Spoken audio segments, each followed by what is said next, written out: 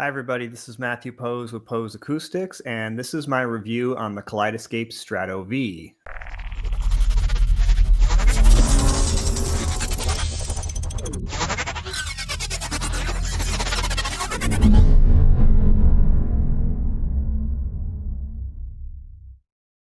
So I want to welcome you all to the channel. Like I've mentioned to you many times before, I don't tend to do a lot of reviews anymore because I've gotten so busy, but I do try to still do reviews when I can on products that I'm either using or I'm very interested in. In many cases now, I bring in products more for the purposes of evaluating them as something that I either just want to know more about in our industry or more often than not, because it's a product that's very significant for the work that I do. Many of you know that I design very high-end home theaters, media rooms, and I need to have the equipment that my clients are using in my own home so that I understand how they work and what their pros and cons are. So Kaleidescape has had the Strato C player for a little while now, and the Strato C player, the older player, didn't have a hard drive built into it to store movies. It didn't have Dolby Vision, and there were a number of basically limitations on the device that made it something that not everybody felt was good. Having said that, for those of us that were using it, it was a very good player. It still is a very good player. It worked fine. And we didn't really find that the omissions were a huge problem for the clients who were using it for. But it did mean that you had to have a server and the cost of entry was higher. They've now released the Strato V. And there are some significant improvements in this device that make it more focused for the current technology in high-end home theaters. And it actually creates a new lower price point, newer point of entry for this product. So it's a premium design product. Sorry, I have some notes here I'm going off of. So it's a premium design product. You guys know that. It's got a nice aluminum chassis. It's a very minimalist look. The one that I have is silver. I believe you can get it in black as well. It's like a half rack unit wide, basically roughly it looks like about one rack unit tall. And it's a number of the changes that they've made. So it's been upgraded to HDMI 2.1. It's got gigabit Ethernet. It's got a USB and digital audio outputs on it if needed. Can't imagine what you'd use those for, but they're there. And it is suitable for a high-end home theater environment, the way they put this together. But there's a bunch of new technical capabilities that have been added to this device that really are what set it apart from the old device and make it a lot nicer. So they built in a 960 gigabyte solid state hard drive. So there have been issues with failed hard drives in the past, and people give them a hard time. But remember, they are actually using the highest quality hard drives that are made. Those failures are simply a reality of something that's running 24/7. Hard drives fail, even the best of them. But solid state hard drives are significantly more reliable than the older magnetic mechanical hard drives. And so by adding a solid state hard drive option to the servers, those became more reliable. I want to mention too the high speed download capabilities. Because this device can download fairly quickly, I have it hardwired. I think anybody who has this should ideally have it hardwired for the fastest download and most robust connection. But I'm finding that it actually only takes maybe 10 or 15 minutes to really download the movie. It can take longer, but it seems to be not my network that's the issue. It would be more the server side of things or making sure that like it's been approved for download. Outside of that, call it 10 or 15 minutes, maybe half an hour. So in many cases, if I go upstairs and I turn the theater on and I go and look for some things I'm interested in, and then I hit download on a couple of movies, and then I go and I maybe make some popcorn, get myself a drink, within 20, 30 minutes, one or even two of those movies have fully downloaded. So it's really not been a big deal. And as I said, I've actually seen those movies download in as short as 10 or 15 minutes, meaning I think that is the real download time. I think that the holdup is not download speed, but other things that are holding it up. So a lot of people were complaining about how this thing could possibly not support Dolby Vision. In my opinion, because of the systems it was typically going into, I actually didn't have a big problem with that because most of the content was being played back on projectors, and the projectors really didn't support Dolby Vision. So I didn't see a reason for it to have to support Dolby Vision, and I wasn't sure that it was going to enhance picture any.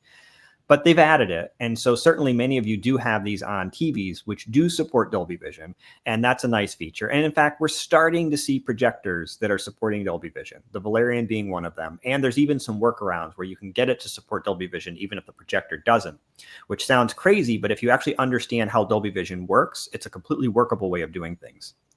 Now, one thing to keep in mind is that a lot of people say, well, I don't really understand why I need this. I can just go to the Apple store, for instance, or the Amazon store, buy or rent the movie, and it's great. The quality is great, and I can watch it. Isn't that the same thing? And the answer is no, it's not the same thing. So the thing that sets the Kaleidescape apart from other products on the market is that this is giving you the same or better quality and compression as you get on discs, not streaming.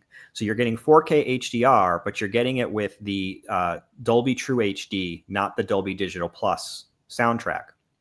The Dolby True HD version of the Atmos soundtrack is a lossless compression. So the sound quality is better. And I actually think that it is notably better.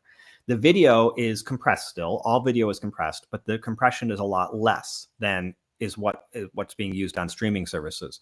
And while streaming is getting shockingly better all the time, it still isn't as good as what you can get on discs or what you can get on the Kaleidescape. Doing back-to-back comparisons, what I've found is that the differences at times can certainly be subtle, and other times it can be actually quite notable. So what I see would be if you look at something that's dark and has a lot of gradation, so a cave scene where there's a lot of dark areas. The streaming services, if you look closely, and this is more obvious to me, at least with projection, because the image is so much larger. Probably the better way to look at it is when you're getting into the 40+ degree viewing angles, you'll start to notice in those dark scenes banding and blocking. And the banding and blocking is caused by the fact that the compression that's being used is dramatically reducing the number of bits that it's trying to use for the information in that gradation, under the assumption that you probably aren't going to notice it. With the less compressed version of the video, what I find is that's smoother to the point that you often don't even notice that. So in my opinion, there are still significant differences between the Kaleidescape video quality and streaming, so much so that I feel like, given my investment in my theater, I cannot imagine watching movies any other way. I'm not saying I never do streaming and I never do rentals that way, but very rarely. I'll also mention that while the quality is better, the cost is the same. So the player obviously is more expensive than an Apple TV, but the store price for the movies is exactly the same as renting or buying a movie through like the Amazon store or the Apple store. So the cost of entry may be higher, but the cost of content is the same. In fact, when I went to prepare for the review and I started doing direct comparisons, I was finding that if it was, let's say, $35 or $30 on the Apple store, it was typically a couple dollars cheaper on the Kaleidescape store. Not enough to like be a decision swayer, but I think the bigger point is that while this is a premium product, the store is priced the same. And I think the prices are probably largely set by the studios. Now, in terms of the user experience, Kaleidescape has been famous for a long time for having one of the best interfaces for navigating movies. And I've always had what I would call a love-hate relationship with it, because I do actually overall really like the way that they do the tiling approach to movies. And I find it to be very easy to use. It's a very snappy and responsive interface. So I find that you can get through the movies quickly and easily, and that's great. The search function works well.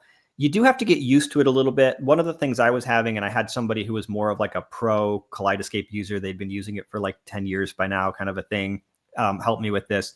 My knee jerk was to jump right into the tiles and just go through. And the problem is if you have 200 or 300 or even 1,000, let's say, movies, that's a lot of tiles to go through. And so it's easier to find the movies by just searching than it is to try to do that. So I guess the one negative is that while the tiles kind of shows you everything, and like sometimes I just don't know what I want to watch, and it's nice to be able to scroll through and just find things. The other side of it would be that can also be overwhelming. Still, comparing it with the competition, I don't find that the competition is any better. It's still one of my favorite interfaces for looking at movies. As I mentioned, the online store basically gives you access to all the same movies that you get from all the other companies out there that are offering a store like this, with prices that are competitive or lower. And so I like that part of it. The only thing that you don't get is you do have to download the movie. You can't stream it. So you have to wait that 15 or 20 minutes to get the movie. Again, given the quality difference, I am fine with that. It's still quicker than trying to go and get a disc. The other thing I'll mention is that, a lot of people say, well, yeah, but you can get a disc player for cheap and that's a lot easier and you can rip the disc. So keep in mind that in my industry and in the portion of the industry I'm in, I can't endorse that. I'm not saying you can't do it. You can do whatever you want, but it is technically illegal. It is illegal to break the encryption on the disk to put that on a hard drive. And so for me, I can't sell that to clients and I can't endorse doing that.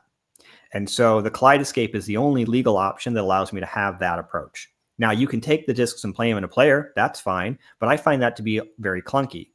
It works, but it's, now you've got to store the discs. The players there's a lot less of those players now than there used to be, and they're not really all that good. It's not like in the days when there used to be the Oppo players, which were really nice and snappy. That's gone. And what's replaced it, I mean, we've had failures on them. The software is just not as well developed.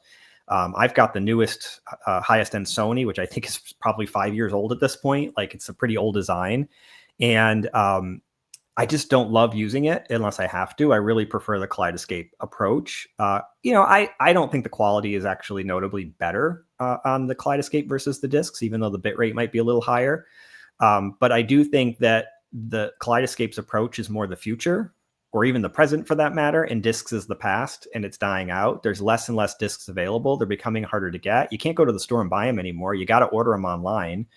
And a lot of stuff is getting hard to get. I forget what the movie was, but there was something, I think it was Dune, might have been the newest Dune. And I went to order it and it was sold out before I had a chance. And it actually took quite a long time for a new stock to come in. And I had read something on a forum that it was because they weren't making that many at a time, just because the assumption was not a lot of people were going to want to buy it. So, I mean, my personal experience is that I really like the approach they're using. I enjoy the store. I enjoy the interface, and I find the device easy and snappy to use. I haven't had any kind of issues. Mine's, brand new. So I've heard some people having some issues with like failing hard drives where they get like an error when they try to play a movie and they complain about it. That's typically not the Kaleidescape itself. It's the hard drive going. I've not had any of those issues with mine. It has worked perfectly with no errors. I've never even had to power cycle the thing. Like, basically every other device I have has been more problematic in that time frame than the Kaleidescape has been. It has been solid throughout my use with it. So I like that. I also really like that they have a really good collection of music videos, because the concert videos, because I find those, I actually didn't used to like those much. And then I started watching them and finding myself actually enjoying the music that was on those more that way than I did when listening to the albums themselves. So I kind of wish they had an even bigger selection. It was the biggest selection I'd ever seen, but I found myself going through it fairly quickly. So it'd be nice if there was more, but that's not actually their fault. It's really just, there's not a lot of that content out there. Okay, so the next thing I wanted to go into is like image quality performance stuff from my use case. So I used 2 different projectors to test it. And the reason I did it this way was that it was the best way to test out its newest features. I also happen to have both of them around. So there's my JVC DLA RS540.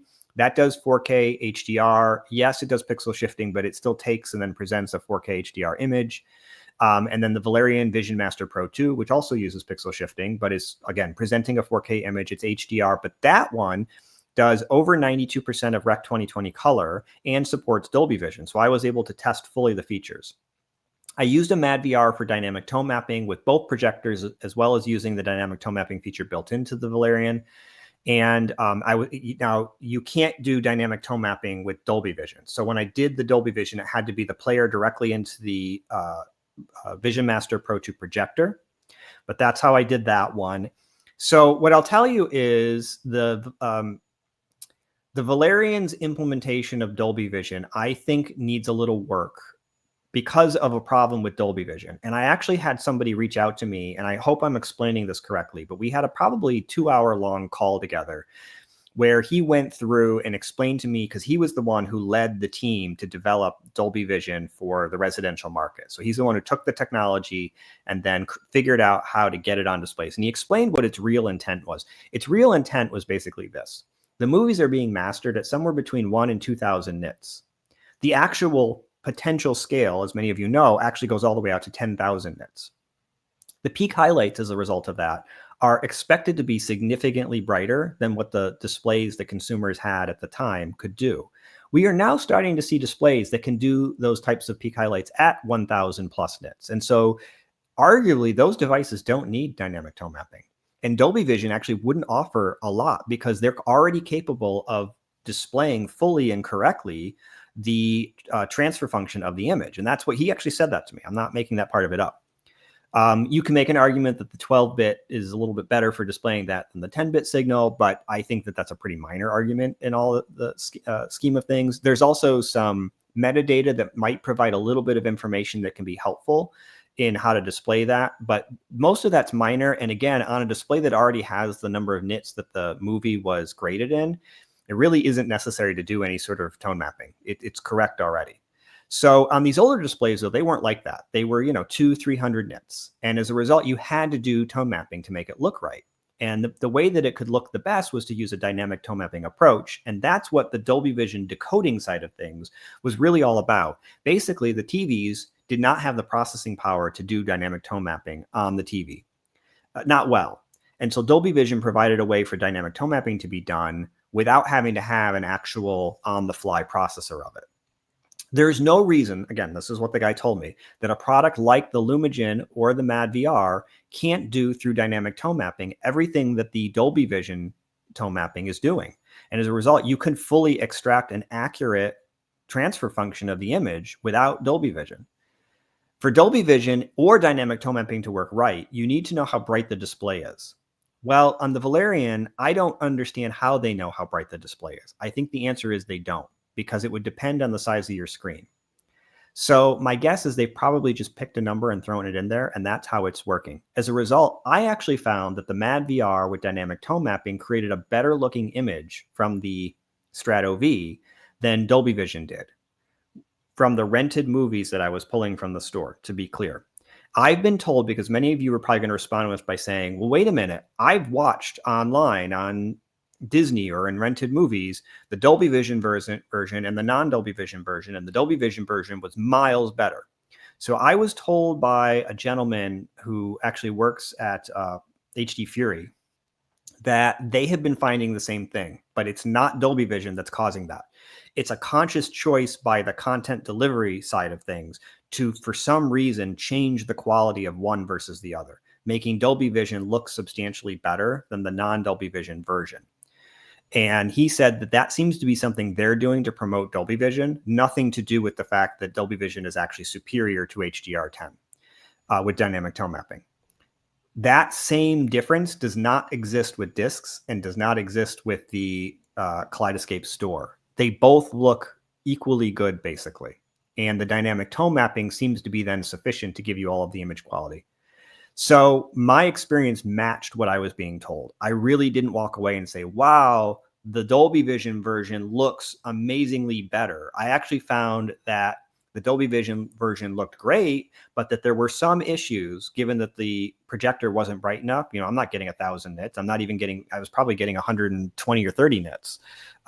So what I was finding was there were some darker scenes that didn't look right. And when I would switch over to the Mad VR, its dynamic tone mapping set up correctly was giving me a better looking, more natural image. So in my opinion, that's still the state of the art. We'll have to see where things go. Okay, so from an audio quality standpoint, as I mentioned before, the Kaleidescape is using the Dolby True HD lossless audio version of the soundtrack. And there are a number of advantages there. Technically, the number of dynamic objects that you can have is around the same between the two of those, and one isn't necessarily better than the other.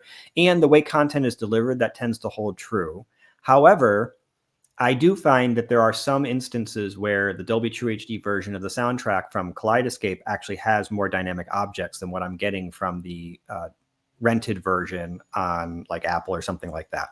So there's that. That's a minor one. The bigger one is I tend to find that there is a noticeable compression sound. Compression, not like compressed audio, but compression like the data compression side artifacts with the Dolby Digital Plus that I don't hear with the Dolby True HD. It's kind of like listening to MP3s versus FLAC. I just find that the WAV files or the FLAC files sound more dynamic and better than the MP3 version does. And that's what I noticed with Dolby Digital Plus versus Dolby True HD. It's like the bass is better. It's more dynamic. And so the Kaleidescape to me is just a much better sounding soundtrack than what I get from these rented movies. That's my personal evaluation of this. You may feel differently. I also think that there's room for this to improve yet. I don't think that we're getting a very good version of the soundtrack. We don't get the far field mix that's used in the DCI release. And the residential near field mix that we do get, I think, is pretty highly compromised. And I don't really like that, but it is what it is. There's nothing we can do about it. And I still think that you can get a great experience at home. It's just not as good as it could be. Now, okay, so let's talk a little bit about the pros and cons of this.